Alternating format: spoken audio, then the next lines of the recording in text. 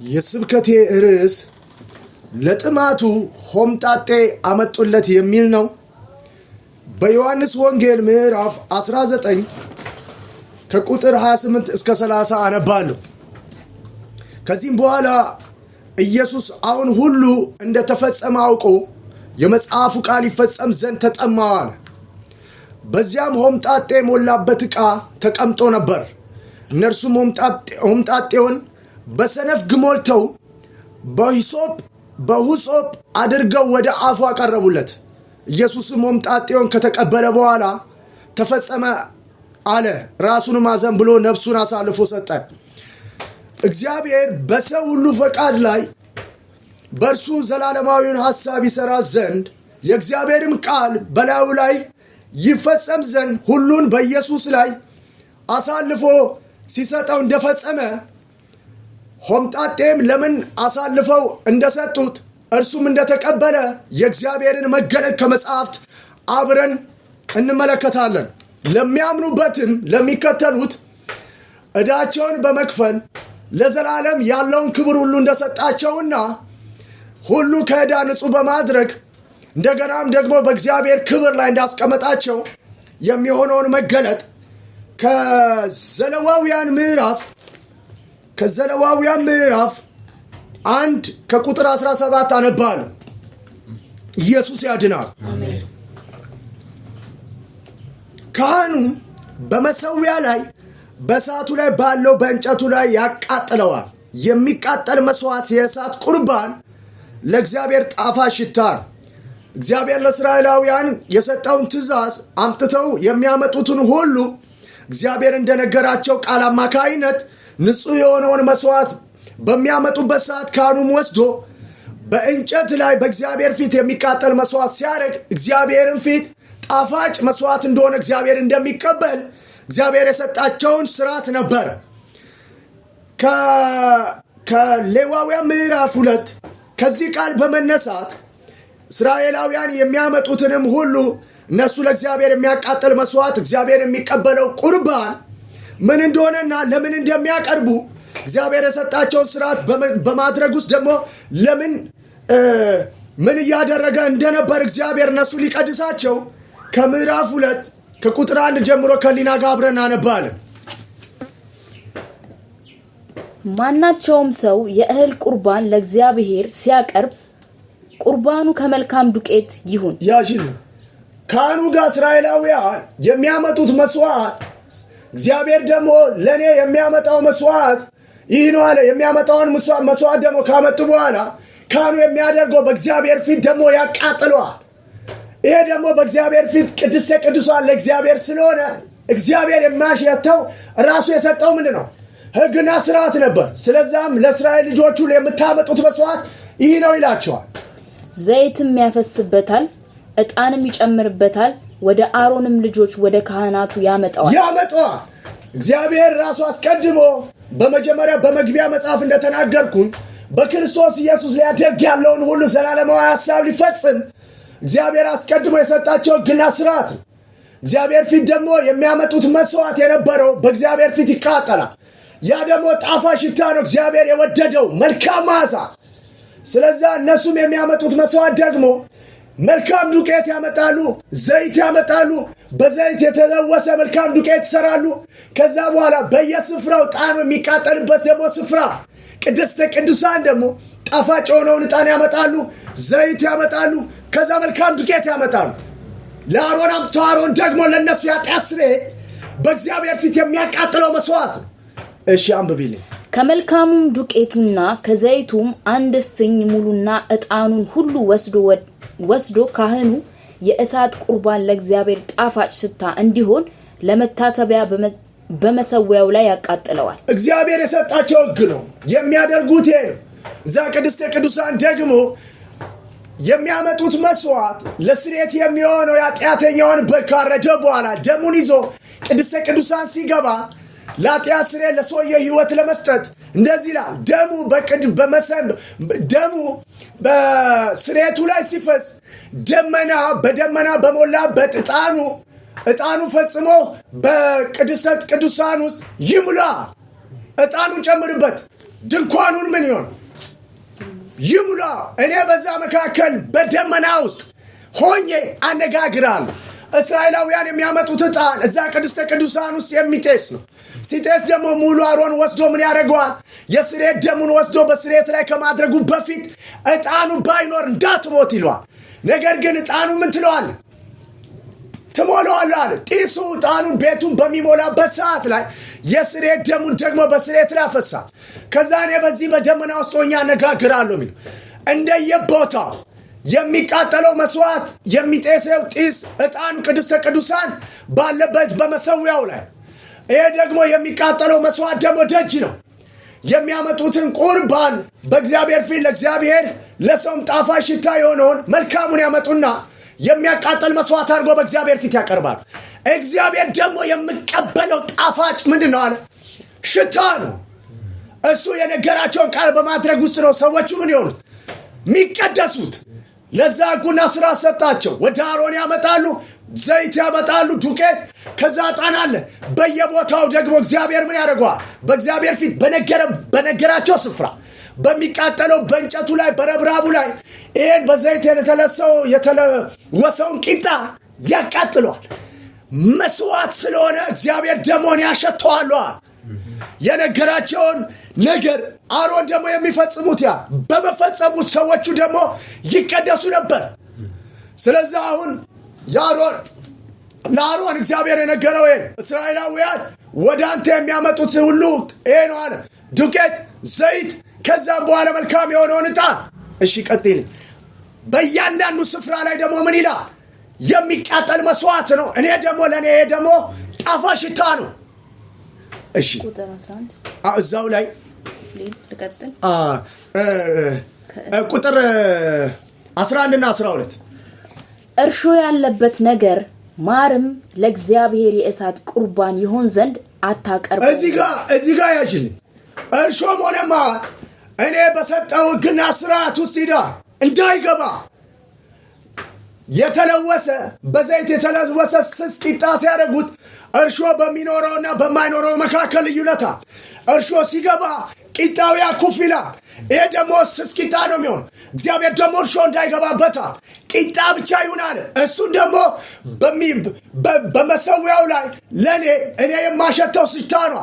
ስለዚህ እግዚአብሔር የነገረውን ነገር ሁሉ አሮን በማድረግ የማይገባበትን ሁሉ አይገባበትም፣ አያስገባም። እርሾ የሌለበትን ምን በዘይት የተለወሰ መልካም ዱቄት በመሰዊያ ላይ አምጥቶ ያቃጥላል። እግዚአብሔር ደግሞ ያን ሽታ ሸቷል። እርሾ ቢኖርበት ግን አይሰምርም፣ እንዳታስገባው አልቀበልም ይለው። አንደኛ እርሾ መግባቱና አለመግባቱ እዚህ ላይ ያለው መገለጥ ምንድን ነው? እመጣባታለሁ። ሌላው ደግሞ ማር ነው ያለው። ማር ደግሞ እንዳይገባበታል፣ እንዳታስገባት። ማር ቢያስገባ አይሰምርም አለ። ስለዚህ እግዚአብሔር የሰጠውን ስርዓት ማለት በሚቃጠል ምዕራፍ 1 ላይ ከቁጥር 17 እንዳወራሁት አስቀድሞ ለአሮን መስዋዕት ያመጣሉ። ጣፋጭ ሽታ ለእግዚአብሔር ስለሆነ በሚቃጠልበት መስዋዕት ላይ ያቃጥላል፣ መሰዊያ ላይ ያቃጥላል። ከዛ እግዚአብሔርም ይሄ የምቀበለው ነው። ስቀበለው ደግሞ እርሾና ማር እንዳይኖርበታል። ስለዚህ አሮን ይሰማል፣ ያንኑ ደግሞ መልሶ ያደርጋል። ማርና እርሾ ቢከትበት በእግዚአብሔር ፊት እኔ አይሰምርም፣ አልቀበለውማ፣ እንዳታደርገው ነው ያለ። እሺ ቀጥልኝ፣ እመለስበታለሁ ወደዚህ መገለጥ። ለእግዚአብሔር የምታቀርቡት የእህል ቁርባን ሁሉ እርሾ አይሁንበት። እሺ እነዚህንም የበኩራት ቁርባን አድርጋችሁ ለእግዚአብሔር ታቀርባላችሁ። የበኩራት ግን ማለት ለአሮን ለራሱ ለሚጠቀመው አርጋችሁ መስጠት ትችላላችሁ። ለእግዚአብሔር የሚሰጡትን ሁሉ እንደ በኩራት አሮን እንዲጠቀመው ማር ቤቱ እንዲበላ ግን በእግዚአብሔር ፊት ይሄ እኔ ዘላለማዊ ስራን የምሰራበት ምንድነው? መሰዊያው ላይ ማር እንዳይኖራ መስዋዕት አድርጌ የምታደርግበት ይሄ ነገር ለእስራኤል አምጥቶ ቢሰጡ እነሱ እንዲቀደሱ እኔ የምቀበለው መስዋዕት ነው። ደስ እሰኝበታለሁ። ያም ደግሞ እርሾ ማር እንዳይገባበት እኔ የምቀበለው መስዋዕት ነው። እግዚአብሔር በዘላለም ሐሳቡ በክርስቶስ ሊፈጽም አምላክ ሆኖ ሳለ ሰው ሆኖ በምድር ላይ መጥቶ በማንም ላይ ሲሰድቡት አልፈረደም። ሰው ሆኖ እግዚአብሔርን ሕግ ሁሉ ሊፈጽም አምላክ ሆኖ በመካከላችን እኔ አምላክ ነኝ ብሎ እንኳን ታቢው አያውቅም። ንጹሕ ሆኖ ሳለ ማንኛውም ሰው በመካከሉ እያለ ሲሰድቡት መፍረድ እየቻለ አምላክ ሆኖ ለአምላኩ በመታዘዝ እንደማንኛውም ሰው ሆኖ በምድር ላይ ኩፍ ማለት ሲገባው አምላክ እኮ ነው ኢየሱስ። ሰው ሆኖ በሰው መካከል ያ የሚቃጠለው መስዋዕት ዘላለማዊ ሐሳብ በክርስቶስ ሲፈጽም አንዳች ሰው የሌለበት በሰው መካከል እንኳን ስድብ ያልተናገረ አመፃና ኃጢአት የሌለበት የእግዚአብሔር በግ በማንም ላይ መፍረድ እየቻለ እንኳን የትዕቢትን ቃል እንኳን ያላወጣ እንገናኛለን ያላለው እንዳይገባበታል። እርሾ ማለት በዛኛው ቂጣና በዛ ዳቦ መካከል ያለ ልዩነት እርሾ በመግባቱ ያን ዳቦ ነፍቶታል፣ ኩፍ ብሏል፣ በመካከሉ ልዩነት ፈጥሯል። አምላክ ሆኖ እንኳን በሰው መካከል ራሱን እንደ አምላክ ቆጥሮ እንኳን ኖሮ አያውቅም። ለእግዚአብሔር እንደ ልጅ ሆኖ ታዞ ነበር። ስለዚህ እኔ መስዋዕት አድርጌ ስርዓቱን የምፈጽመው ገና አስቀድሞ በቅፉ በነበረው በልጄ ስለሆነ እሱ ደግሞ በምድር ላይ የእግዚአብሔር ጽድቅ ሆኖ እንደማንኛውም ሰው ኩፍ ሳይ አምላክ ሆኖ እንደ ልጅ ታዞ የአምላኩን ፈቃድ ሁሉ በላይ ፈጽሞ የሚቃጠል በግ ስለሆነ እርሾን እንዳይገባበታል። ስሙ ይባረክ። ማር ደግሞ እንዳይኖርበት ለሰው ልጆች ሁሉ እሱ ያለውን ሐሳብ ሁሉ ሊፈጽም መስቀል ላይ ይንጠልጠል እንጂ እግዚአብሔር የወደደው የእሱን መንከራተት አልነበረም። ይህ መራራ ነገር ነው። የመጀመሪያ ልጁ ሲንከራተት የሚመራው እግዚአብሔር ራሱ ነው። ያንኑ ደግሞ መራራውን ነገር እየተቀበለ ያለው ያው ቅዱስ ኢየሱስ ነበር። እንዳይኖር ማር ጨዋታ አይደለም። እግዚአብሔር በፍጥረት አስቀድሞ ፍጥረቱን ሁሉ ለማዳን በክርስቶስ ኢየሱስ ስርዓቱ ሊፈጽም የሰጠው ሕግ ነው። እርሾ እንዳይኖር መፍረድ እንደውም እየቻለ ሁሉ መስቀል ላይ ማንጠልጠል እየቻለ ለአመኑት ሁሉ የዘላለም ሕይወት ሊሰጥ ዕዳውን ሁሉ ሊከፍል ብሎም የዘላለሙን የእግዚአብሔርን ክብር አልብሷቸው በእግዚአብሔር ክብርና ግርማ ውስጥ ሊያኖር መቀበል ያለበትን ሁሉ እግዚአብሔር ሐሳቡን ይፈጽም ዘንድ ተቀበለ። ስለዚህ ሌዋዊዋ ዘላለማዊውን ሐሳብ በክርስቶስ የሚፈጽመው ስለሆነ ምን ያድርግ? እርሾ እንዳይኖርበት ማር እንዳታስገባ፣ ነገር ግን ለአሮን ሲሰጣቸው እንደ በኩራት መስዋዕት ይሁን፣ እነሱ ቤታቸው እዛ ይጠቀሙበት። በእግዚአብሔር ፊት የሚቃጠለው መስዋዕት ደግሞ በክርስቶስ የሚፈጽመው ነው። ይሄ መራራ ነው። በመግቢያ መጽሐፍ እንደተናገርኩት ለጥሙ ሆምጣጤ ያመጡለት። አንደኛ በመግቢያ መጽሐፍ እንዳወራው እግዚአብሔር በእነሱ ዘላለማዊያን ሐሳብ እሱ ላይ ቢያደርጉም እየፈጸመ እንደነበርና እግዚአብሔር ደግሞ በልጁ ላመኑት ሕይወት ለመስጠት ኢየሱስ ሁሉን እንደተቀበለ ያውቁ ዘንድ ነው።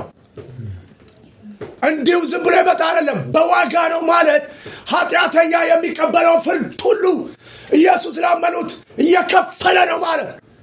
ኃጢአተኛ የሚቀበለው ማለትም እኔን ኃጢአተኛው በዘመኔ ሁሉ ባላምነው የሚያገኘኝ ሁሉ መከራ ላመኑት አንዲት ሳይቀር ዕዳውን እየከፈለ ነው ማለት። ሳትቀር ዕዳውን እየከፈለ ነው ማለት። ነፃ ወጥተዋል ማለት ከሚያገኛቸው ይሄ ሁሉ መከራ መውጣት ማለት የሚቀበል አካል ሊኖር ይገባል ማለት። በድለዋል ላመኑበት ሁሉ የትኛውም ዕዳ ነፃ ነው ማለት በኃጢአትና በበደል ያለው ሰው የሚቀበለው ሁሉ ይሄ ነው ማለት። ማን? ኢየሱስ የተቀበለው ከፈለ ማለት ከዛ ነፃ ወጥተን ደግሞ ለተከተሉት እንደገና አብ ለእርሱ የሰጠውን ክብር ሁሉ ይሰጣቸዋል ማለት፣ በምድር ላይ ያከብራቸዋል ማለት። ስለዚህ በክርስቶስ ኢየሱስ ዘላለማዊውን ሐሳብ ሊፈጽም እርሾ እንዳይገባበት ማር እንዳይኖርበት። ስለዚህ ሆምጣጤ እነሱ ደግሞ አመጡ። ለምን እነሱ ደግሞ ሆምጣጤ ለምን አመጡ? እንደተናገርኩት በመግቢያ ላይ እንደዚህ እንዳልኩ እግዚአብሔር ዘላለማዊውን ሐሳብ ሁሉ በሰው ሰርቷል። በምን? በሰው ፈቃድ። ክፉ ቢሆን የእግዚአብሔርን ቃል የፈጸመበት ሰውየው ግን ኢየሱስ ደግሞ በላዩ ላይ ቢፈጽሙ እንኳን እግዚአብሔር የተናገረውን ቃል ሁሉ ላመኑት ሕይወት ሊሰጥ ዕዳቸውን እየከፈለ ነው። በእርሱ ላይ ያኖረ ነው። ላመኑት ለነዛም ለገዳዮቹ እንኳን እየተቀበለ ነው። ለዛ ነው እርሾ እንዳይገባበታል። እርሱ እንደዛ አይነት ፍርድ በዛ አይነት ፍርድ ሁሉ መስቀል አንጠልጥሎ ሲገሉት ከሰማይ ሰራዊትን አምጥቶ ያልጨረሳቸው እየተቀበለ ስለሆነ ማን? ለኃጢአተኛው ላመነው ሁሉ እርሾ እንዳይገባበታል። እኔ በመካከላቸው እኔ ላይ ሲፈርዱ እኔ ላመኑኝ ሁሉ ከእግዚአብሔር ጋር ቃል ኪዳን እየፈጸምኩ ነው። አባ እኔ ላይ እነሱ ሊያገኙት ያላቸውን መከራ ሁሉ ስጠኝ፣ እነሱ ደግሞ ለዘላለም ዕዳቸው ይከፈል፣ ላመኑት ለተከተሉት ደግሞ የሰጠኝን ክብር ስጣቸው ብሏል። አሜን። ስለዚህ ሰዎቹ ዘላለማዊን ሐሳብ እግዚአብሔርን እየፈጸሙበት ነው። በክፋታቸው እሱ እኮ ጠምቶት ዋስ መስጠት ሲገባቸው ሆምጣጤ ያመጡለት። ነገር ግን በመጽሐፍት እግዚአብሔር አስቀድሞ የተናገረውን ቃል በእርሱ ላይ የፈጸመ ነው። አንዱ ከተፈጸመበት ቃል አንዱ ሆምጣጤ አጠጡት ነው። ዳዊት መጽሐፍ ዳዊት 69 ቁጥር 1 ላይ ከሊና ጋር አብረን አነባል። ለመብሌ ሐሞት ሰጡኝ፣ ለጥማቴም ሆምጣጤ አጠጡኝ። እግዚአብሔር በክርስቶስ ዘላለማዊ ሐሳብ ሊፈጽም አስቀድሞ እርሾ እንዳይገባበት ማር እንዳይኖርበታል። ይሄ በዚህ ዘላለማዊ ሐሳብ ሰዎች ይህን ቢያደርጉ የእስራኤል ልጆች በመሰዊያ ላይ ይቃጠላል፣ እኔም እቀበላለሁ። ለኃጢአት ስርየት ነው የሚፈሰው ደግሞ ደም፣ ለኃጢአት ስርየት የሚቃጠል መስዋዕት ደግሞ ስለበደላቸው ነው። ለኃጢአት ስርየት ደግሞ ደሙ ይፈሳል። እናም በመሰዊያ ላይ እያንዳንዱ ስርዓትን በመፈጸም እግዚአብሔር የነገረውን ቃል ሁሉ በክርስቶስ የሚፈጽመው ሐሳብ ስለሆነ እንዳታደርግበት ምን እርሾ አምላክ እኮ ነው። ሰው ሆኖ ሲቀበል መፍረድ እየቻለ ላመኑት ሁሉ ሕይወት ለመስጠት እግዚአብሔር ዘላለማዊን ሐሳብ እነሱ ክፉ ሆኖ እንኳን ቢያጠጡት ለኃጢአተኛው እሱ እየተቀበለ ነው። አሜን አሜን። ስሙ ይባረክ። አሜን። ኢየሱስ ያድናል። አሜን። ስለዚህ እግዚአብሔር በሰው ፈቃድ ሆኖ ዘላለማዊን ሐሳብ ሁሉ በምድር ላይ ምን ብሏል? ፈጽሞ ሰርቶ አልፏል። ለዛ ነው በመጽሐፉ አስቀድሞ ምን አለ? የመጽሐፉ ቃል ይፈጸም ዘንድ ነው ተጠማሁ አለ። እነሱም ደግሞ በሰነፍ ሞልተው ሆምጣጤ ያመጡለትና ምን አሉት? አጠጡት። ለዛውም በግድ። እነሱማ ሆምጣጤ ለምን እንዳመጡለት በምዕራፍ እንመጣለን። በዘኍልቍ ምዕራፍ 6 ላይ ካን ጀምሮ አብረና ያለን እስቲ ከሊና ጋር ካን ጀምሮ እነሱ በክፋትና በአመፅ በኢየሱስ ላይ ቢዘባበቱና ቢያደርጉበት እርሾ እንዳይኖሩበት ብሎ እንደተናገረ አምላክ ሆኖ ሳለ ሰው ሆኖ በምድር ላይ በመታዘዝ አንዲትም እንኳን የስድብ ቃል ሳይናገር ፈጽሞ ንጹሕ ሆኖ የስድብ ቃል ማለት መሰረ እንገናኛለን ማለት እንኳን ስድብ ነው አላለም። ላመኑት እንኳን ሕይወት ለመስጠት ለዛ ለገዳዩ እንኳን ሕይወት ለመስጠት በእግዚአብሔር ፊት ሁሉን ተቀበለ ይላል። ለገዳዮቹ እኮ ነው። ስለዛ በእግዚአብሔር በማንም ላይ አልፈረደም። ኢየሱስም በማንም ላይ አልፈረደም። ላመኑት ሁሉ ከኃጢአታቸው የሚጠብቃቸው በበደልና ኃጢአት ስለነሱ ከፍሎ የሰጠውን ክብር ሁሉ ሰጥቶ በእግዚአብሔር ፊት ለዘላለም ሊያቀርባቸው። ስለዛ ሰዎቹ ራሳቸው ላይ ነው የፈረዱት። በገዛ ፈቃዳቸው የሚያድናቸውን ጌታ ባለመቀበል በላያቸው ላይ ፈርደው ነው ለዘላለም ከእግዚአብሔር ተለይተው ከዘላለም ቁጣ ጋር የተገናኙት። በማንም ሰው ላይ እግዚአብሔር አልፈረድም። ኃይሉ ለማዳን ነው። የገዛ ልጁን እስኪያጠፋ ድረስ መስቀል ላይ ላመኑት ሕይወት ለመስጠት ለዛ ለተዘባበቱት እንኳን ለጥሞም ጣጤ ለሰጡት ቢያምኑ እንኳን ለነሱ ከፍሏል። ባለማመን ምክንያት በገዛ ፈቃዳቸው ግን ወደ ዘላለም ጥፋት ሄደው። ኢየሱስ ያድናል። አሜን። ለዘላለም እግዚአብሔር የማይጸጽተው ስራ ሰራ ማለት ነው። እግዚአብሔር በአንድ ሰው ላይ እንኳን አልፈረድም። አሁን በምድር ላይ የምናየውን ቁጣ ሁሉ ፈርዶባቸዋል። ሰዎቹ በገዛ ፈቃዳቸው ለዘላለም እግዚአብሔር አምላክ በመተዋቸው ምክንያት እግዚአብሔር የተናገረውን ቃል ትጠፋላችሁ ያለው ቃሉ ራሱ ፈረደባቸው። በገዛ ፈቃዳቸው ነው ከእግዚአብሔር ቁጣ ጋር የተገናኙት። ስለዚህ ሰው ሁሉ በፈቃዱ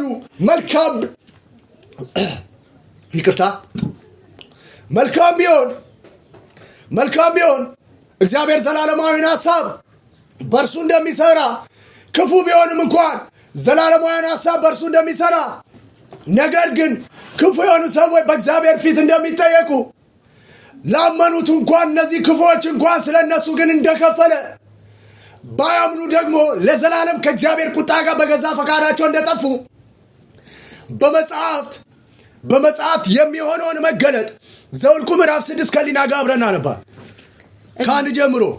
እግዚአብሔርም ሙሴን እንዲህ ብሎ ተናገረው፣ ለእስራኤል ልጆች ንገራቸው፣ ሰው ወይም ሴት ለእግዚአብሔር ራሱን የተለየ ያደርግ ዘንድ የናዝራዊነት ያጅልኝ ሰው ወይም ሴት ለእግዚአብሔር ራሱን የተለየ ያደርግ ዘንድ ቢፈልጋ ያደርግ ዘንድ ናዝራዊ ማለት የተለየ ቢለይ እግዚአብሔር የሰጣቸው ቃል አለ እንዲያደርጉት። ያም ቃል ምንድነው? እስኪ የናዝራዊነትን ስዕለት ቢሳል ናዝራዊ ለመሆን ሊለይ ኢየሱስ የናዝሬቱ ኢየሱስ ነው የተለየው።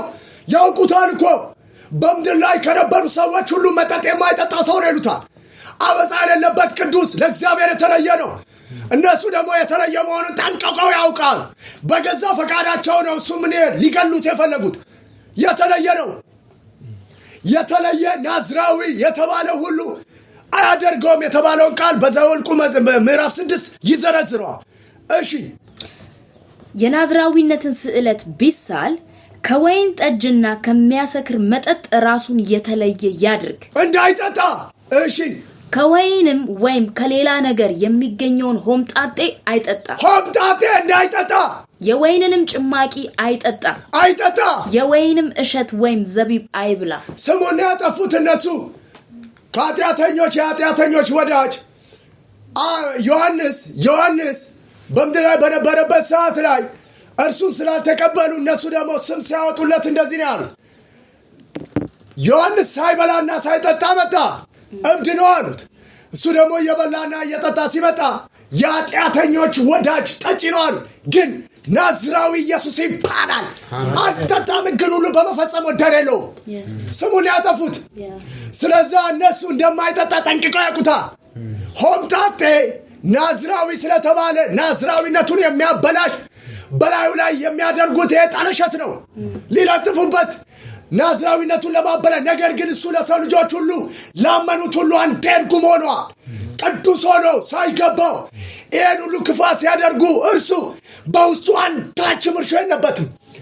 ላገኛችሁ እንኳን እንገናኛታለን አላለም። ላመኑት እንኳን ለእነሱ ለገዳዮች ሕይወት ይሰጥ ዘንድ ተቀበለ። ለእነዚህ እንኳን አባ ላመኑት የዘላለም ሕይወት ታሰጣቸው ዘንድ እነዛም ለተከተሉኝ ያከበሩኝን እንድታከብር የሰጠኝን ክብር ስጣቸው ብሎ ይቅር በለኝ ነው ያለ። ይቅር በላቸው ነው ያለ። ኢየሱስ ያድናል። እነሱ ደግሞ ምን አረግ? እሱ የተለየ ስለሆነ ይህን አውቀው ጠለሸት ሊያረጉበት እሱን ናዝራዊነቱን ሊያበላሹ በዘመናት ሁሉ ቢጠብቁ ስላልጠጣላቸው ቅዱስም ስለሆነ ዘላለም አምላክ ላመኑት ሁሉ የዘላለም ሕይወት ሊሰጥ እግዚአብሔር እነሱ ክፋታቸውን ቢያደርጉም እርሱ በላዩ ላይ ግን የተናገረውን ቃል እያኖረበት ነው። ስለዚህ ሆምጣጤ ያጠጡ ሲሉ የመጽሐፉ ቃል ይፈጸም ዘንድ እነሱም አመጡና ክፋታቸውን ናዝራዊነቱን ለማበላሸት ጋቱት ማለት ነው።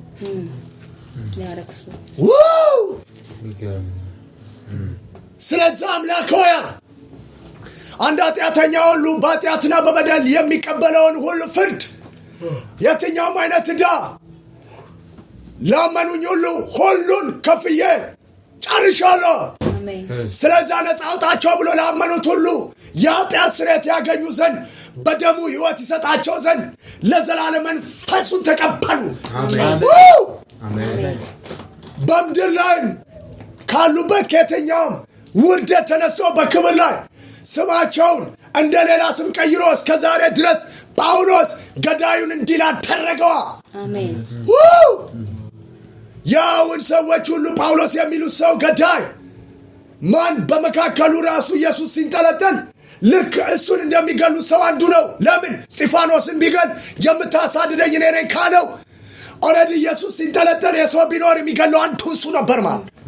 ነገር ግን ላመነው ሁሉ የእግዚአብሔር ልጆች የሆኑ ዘንድ በደሙ የኃጢአት ስርየት አግኝቶ የሰጣቸውን ክብር ሰጥቶ ስማቸውን ቀይሮ በምድር ላይ ከበራቸው። በምድር ላይ መሆን የወዲዮ ለምትሰሙ ሰዎች በየትኛውም ኃጢአትና በደል በምድር ላይ ኢየሱስ ክርስቶስ ላመኑት ሁሉ ይህን ዋጋ ሁሉ ቢከፍል የእግዚአብሔርን ቃል ሁሉ በላዩ ላይ ቢፈጸም ላመኑት ሁሉ አንዲትም ሳይቀር ቃሉን ሁሉ እግዚአብሔር በራሱ ላይ ቢያደርግ ለሰው ልጆች ሁሉ የሚያገኛቸውን ጥፋት ሁሉ ተቀብሎ ነው። ላመኑት ደግሞ ለነሱ የኃጢአት ስርየት ወጥቶላቸው እንደገና ደግሞ ያለውን ክብር ሁሉ ሰጥቷቸው በምድር ላይ ለማክበር ነው። ማንም ሊዘባበትበት ኢየሱስ ላይ አይችልም። እግዚአብሔርን ቃል ታዞ ሰው ነው ለማዳን የሆነውን በክርስቶስ የገለጠውን እግዚአብሔርን ክንድ የሚቃወም ሁሉ ለዘላለም ይደቃል። በገዛ ፈቃዱ ከእግዚአብሔር ከሚደቃው ቁጣ ስር ጠፍቷል፣ ፈቅዷል ማለት። ስለዛ በክርስቶስ ኢየሱስ የዘላለም ልጆች እንድትሆኑ በእግዚአብሔር ጥላ ስር በመግባትም ከሚመጣው ጥፋት እንድታመጡ ለዘላለም ታዞ ስለናንተ መፍረድ እንኳን እየቻለ ሕጉን ይፈጽም ዘንድ እርሾ እንዳይኖረው መፍረድ እንኳን ላገኝ አምላክ እኮ ነኝ አላለ። ሲሰድቡት እየመረቀ ለዛ ነው ቃሉን የኖረውን ቃል የሚናገረው። ለሚያሰድዷችሁ ጸልዩአል፣ ለሚሰድቧችሁ መርቋል። ይህን በመኖር ወደር የሌለው የእግዚአብሔር ቅዱስ ኢየሱስ ይባላል። እርሾ የሌለበት መስዋዕት እግዚአብሔር አብ ደስ ተሰኝቶበት የተቀበለው ለጥሙ ማር ሳይሆን ጣጤ ተቀበለ ያለው ቃል በላዩ ላይ ተፈጸመለት። የእግዚአብሔር ቅዱስን በማመን ለዘላለም የእግዚአብሔር ልጆች ትሆኑ ዘንድ በታላቅ ርኅራኄ ለምናችኋለሁ። ከሚመጣውም ጥፋት አምልጡ ብሎ ምድረ በዳችሁን እግዚአብሔርን በዔድን ገነት ይቀይረዋል። በበደልና በኃጢአት ከደረሰባችሁ ከየትኛውም ጥፋትን አሁን ካልንባችሁ ችግር የሚያወጣ ጌታችሁ ኢየሱስ ይባላል። ሁሉም በመስቀል ላይ ስለናንተ የትኛው መራራ ነገር እንዳያገኛችሁ ከፍሏል። መክፈል ማለት እንዲህ ነው። ስሙ ይባረክ። ብሩካኑን አሜን።